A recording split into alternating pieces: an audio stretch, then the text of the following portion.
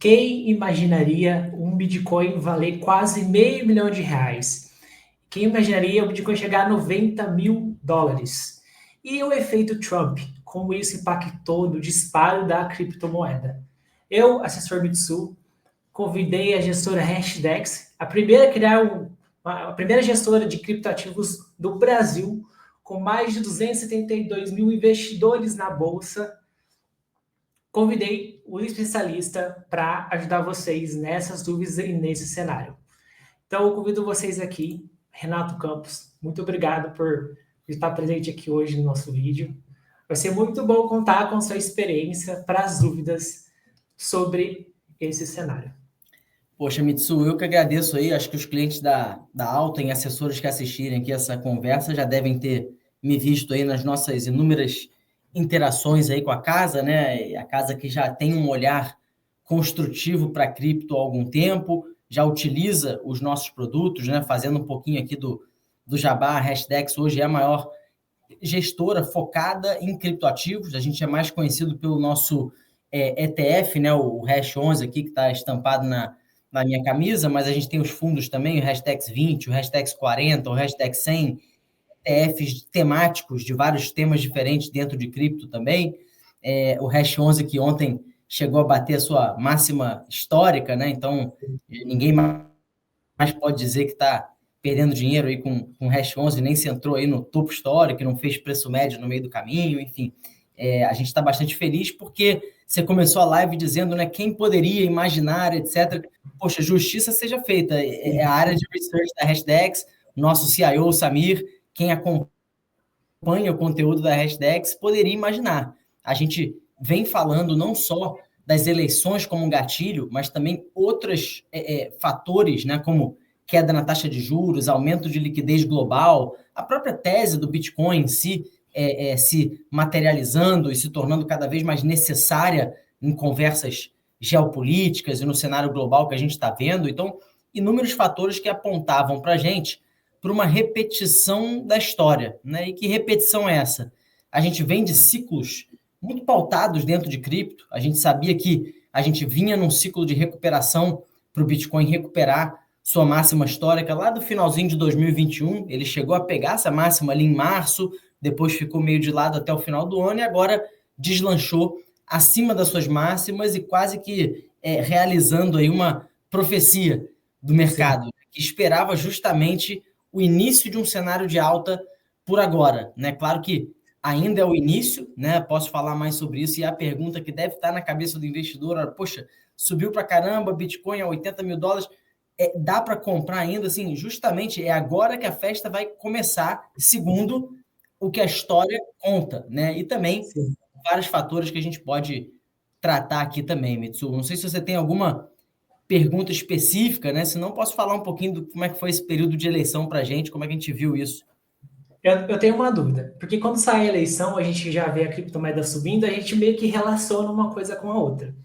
Mas antes do Trump mesmo ganhar a eleição, havia alguns fatores, até mesmo se a gente fosse posicionar na criptomoeda, no Bitcoin mesmo, de que ele ganhando a eleição, a criptomoeda poderia ter esse disparo alto também. Se outros fatores também justificam essa alta que tivemos agora recentemente. A gente viu uma resposta positiva ali quando a gente teve o primeiro anúncio do Fed da tão aguardada, né, e antecipada aí, queda na taxa de juros, que era prometida, para quem não lembra, era prometida para até início desse ano, e depois foi sendo postergado. Quando finalmente veio, teve uma reação positiva, sim, tá? E aí depois veio a narrativa das eleições. Claro que não é que a Kamala ou o lado democrata era contra a cripto, acho que aos poucos eles foram timidamente se posicionando, mas o Trump tomou a frente ali em levantar essa bandeira. Ele foi já o palestrante principal do Bitcoin Conference no Tennessee no meio do ano.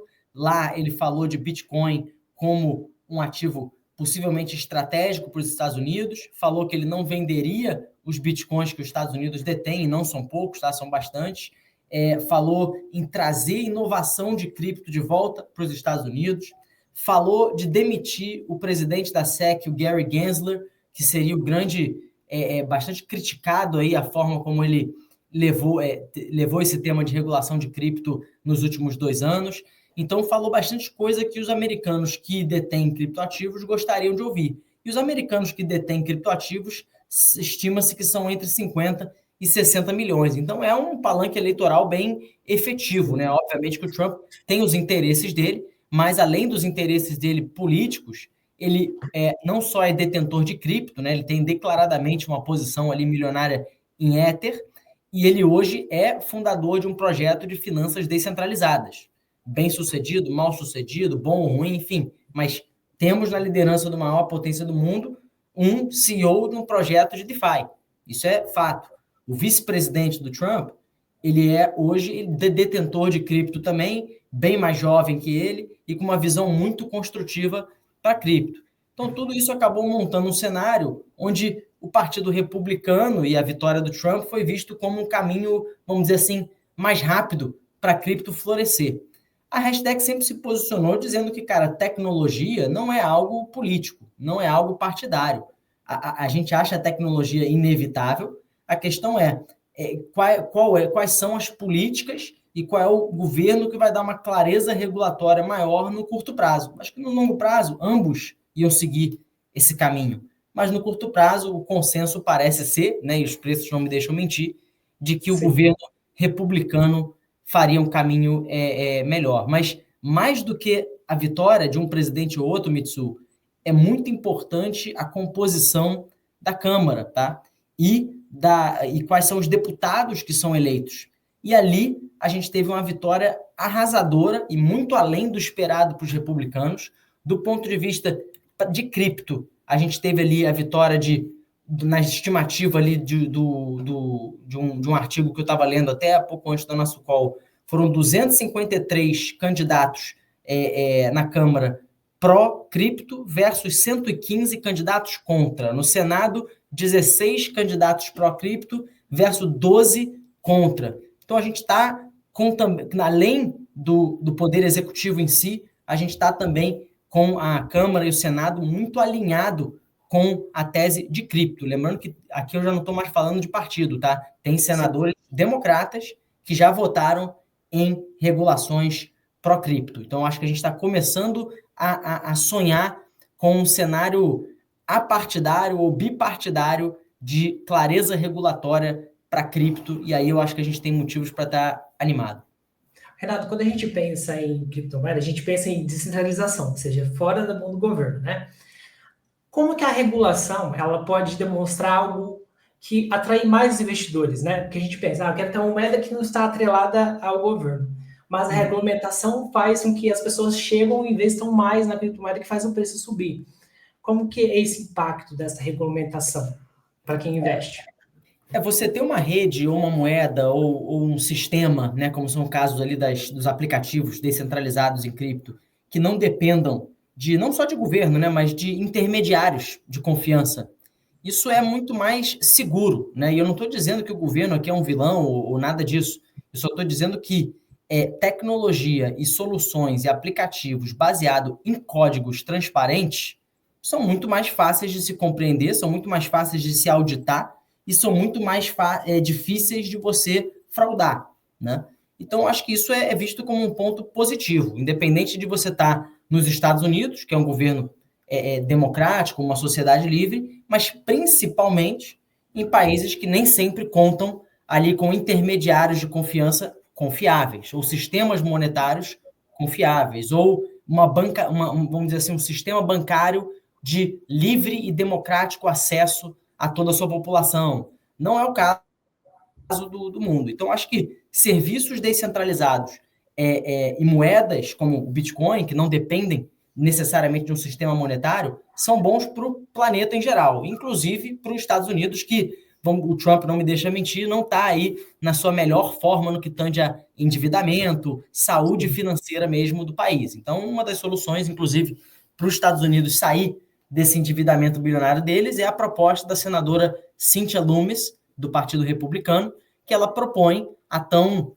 sonhada aí pelos bitcoiners reserva estratégica americana em Bitcoin, onde os Estados Unidos substituiria parte das suas reservas em dólar por reservas em Bitcoin. Agora, você ter uma moeda cujo sistema monetário, cujas regras, ou ter aplicativos cujas regras não dependam de governo ou de intermediário financeiro, não quer dizer que você não precisa de uma clareza regulatória de como se lidar com isso, como recolher impostos, o que pode e o que não pode fazer, se tem alguma atividade ilegal sendo desempenhada por algum aplicativo, algum fornecedor mesmo de cripto. E o contrário, se a gente tiver uma clareza regulatória, a gente vai ter ali mais clareza para cripto, significa maior empreendedorismo envolvendo cripto e blockchain. Então, novos modelos de negócio para empreendedores, de pessoas criativas. A gente vai ter uma clareza regulatória maior sobre as stablecoins, aquelas moedas lastreadas em dólar, né, os dólares digitais, que hoje são amplamente utilizados pelo mundo todo e talvez sejam o caso de uso mais pungente dentro de cripto e blockchain, talvez sejam essas stablecoins, a pessoa ter acesso a dólar onde ela quiser, e aí com uma clareza regulatória maior das stablecoins, a gente não só tem mais segurança, como tem uma facilidade de você fazer trânsito de capital pelo globo em velocidade nunca antes vista. Sim. Né, que é o que as stablecoins e o próprio Bitcoin permite. Né? A gente pode ter ali novas formas, usando blockchain, usando NFTs, a gente pode ter novas formas das empresas se conectarem com os seus consumidores, né, como já foi feito já pela Starbucks, como o Nubank faz aqui no Brasil com a Nucoin, enfim, formas de utilizar tokens para gerir e gerenciar o seu sistema de fidelidade, vamos dizer assim.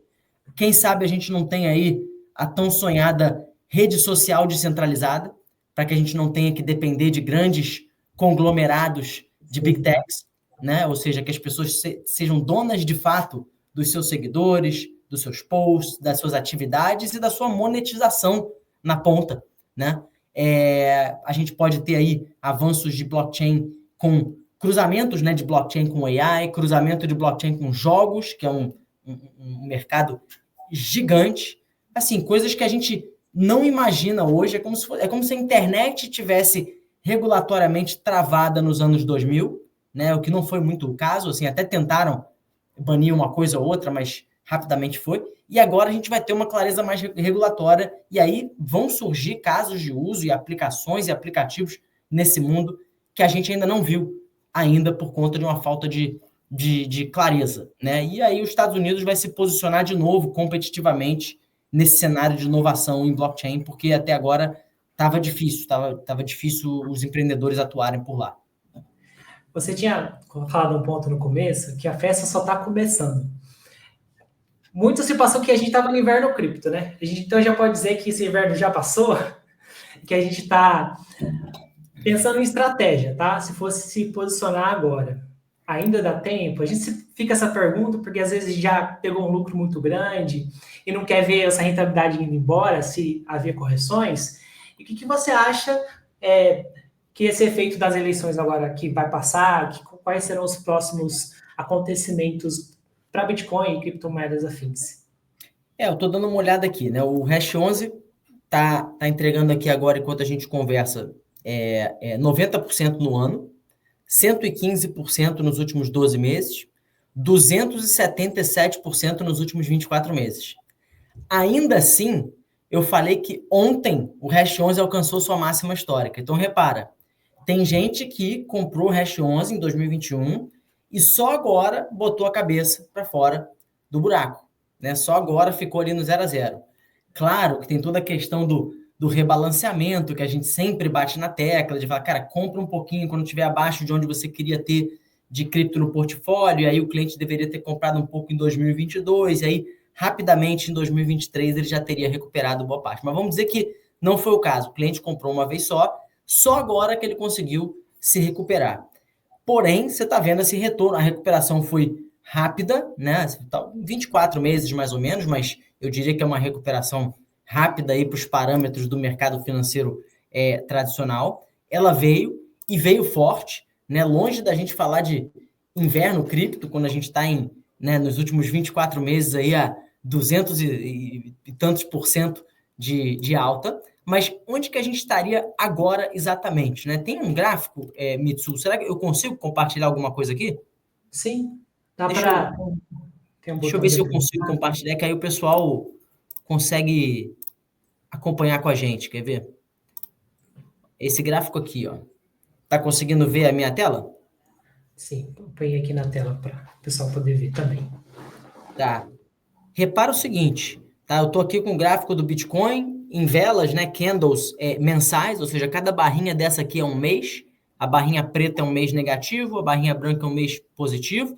E eu tô vindo lá desde 2012 para mostrar o seguinte: o que seria, já que você usou as estações do ano aí como metáfora, que eu gosto, o que seria o verão, né? Seria essas faixas verdes aqui. O verão dura aqui no cenário de cripto aproximadamente, não, na verdade não aproximadamente, precisamente 12 meses. O verão, normalmente, ele acaba num certo exagero, né, numa certa euforia, o que acaba causando uma correção. E, às vezes, algum evento infeliz ali que gatilha uma correção que dura, eu ia dizer aproximadamente de novo, só que não é aproximado, é exatamente 13 meses, nas 3 ocasiões, uma correção de 13 meses, depois uma fase de recuperação que dura geralmente 22 ou 23 meses. Depois começa tudo de novo. Uma vez ele se recuperando, a gente tem 12 meses de alta, 13 meses de queda, foi lá 2018, por exemplo, 2 anos para ele se recuperar, 12 meses de euforia. E aí, pela terceira vez, vamos de novo. 2022, que está mais perto aí da memória da maioria dos investidores. 13 meses de queda, 24 meses para ele se recuperar, e então, no final de 22 meses, se a história rimar exatamente, outubro, né? Outubro que veio muito bem, né? Ou up, como o pessoal gosta de chamar, né? A outubro, veio com o Bitcoin subindo 11%. Claro que isso aqui parece fichinha frente ao que está acontecendo agora em novembro, enquanto a gente grava isso aqui, mas vamos por parte.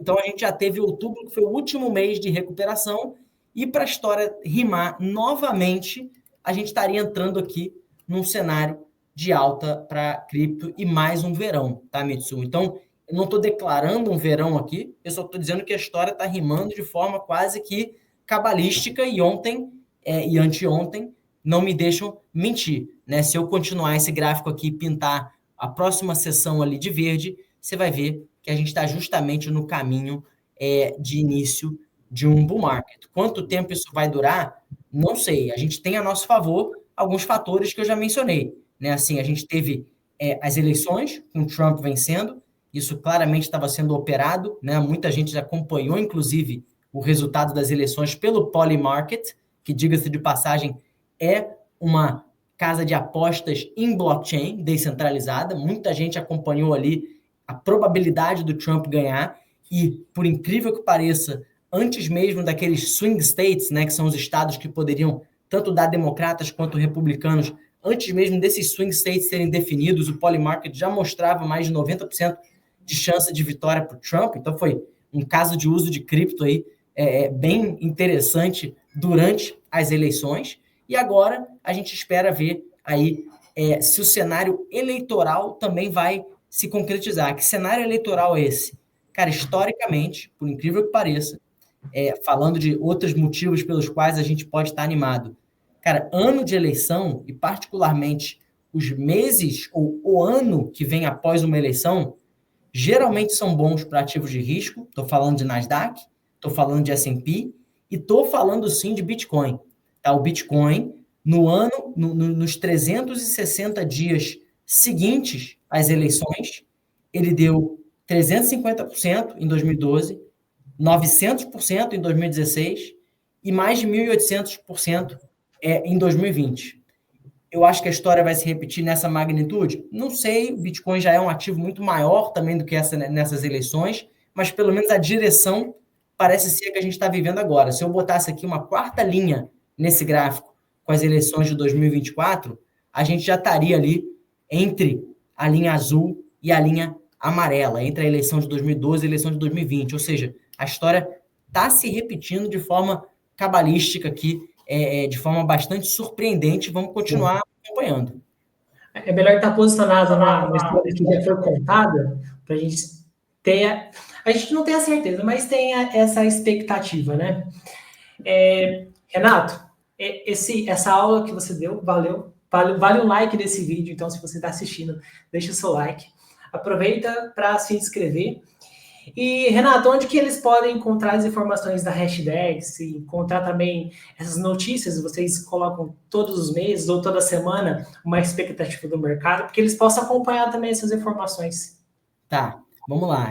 Não é pouca coisa, não. Assim, na rede social da sua preferência, a gente já posta bastante coisa legal, tá? Então, eu uso muito o Instagram, eu uso muito o X lá, o Twitter, eu uso muito o LinkedIn. Segue o perfil da Hashdex, tá? No Twitter é @Hashdex, no Instagram, hashdex.cripto, no LinkedIn, Hashdex. Ali vocês já vão, assim, receber algumas das nossas publicações clássicas. Quais são? A carta mensal, todo início do mês. A carta mensal vem acompanhada do nosso call mensal, que eu sou moderador, mas sempre levo alguém de research, levo alguém do nosso time de gestão, e a gente faz um passadão do mês, e é toda primeira quarta-feira do mês. A gente manda o convite pela nossa newsletter, que você pode se cadastrar no site. A gente avisa também no Instagram, avisa no LinkedIn, etc. A gente tem um grupo com os assessores da Alten também, eu mando lá também o lembrete. O nosso CIO, o Samir Kerbaj, ele solta uma carta do CIO todo mês, e eu diria que aí no nosso site você pode ir lá na seção de insights, né, em artigos, e você vai ver que ele acabou de soltar uma sobre justamente o pós-eleição, né? O que a gente pode esperar aí do cenário pós-eleitoral, que é um pouco do que eu trouxe para vocês aqui hoje, tá? Peguei um pouquinho do nosso discurso ali, tanto na carta mensal quanto na carta do CIO, tá? Eu tenho uma lista de distribuição também, o Mitsu deve ter o meu contato, senão o pessoal da Alten a gente tem grupo, pede para eles, me bota na lista de contato aí da Hashdex, tem o Telegram também, então assim, onde vocês buscarem a Hashdex, vocês vão ter um canal para receber ali as informações e as nossas publicações que eu recomendo muito. Quando esse vídeo sair no ar, em breve, eu compartilho essa informação que o Renato passou, coloco o link também da Hashdex para os clientes da Alta. Então, o link para entrar nos grupos vai estar na descrição desse vídeo. Renato, muito obrigado. Ter a base de um especialista para o que está acontecendo faz toda a diferença. Você que está aí do outro lado, já investe em criptomoedas? Investe já no ETF da Hashdex? Deixa aqui nos comentários desse vídeo. Muito obrigado, Renato, por participar. Sempre muito bem-vindo na Alten para falar sobre cripto, os novos cenários que possam acontecer. E é isso, gente. Não deixe de se inscrever no canal, ativar o sininho para receber todos os conteúdos e até o próximo vídeo.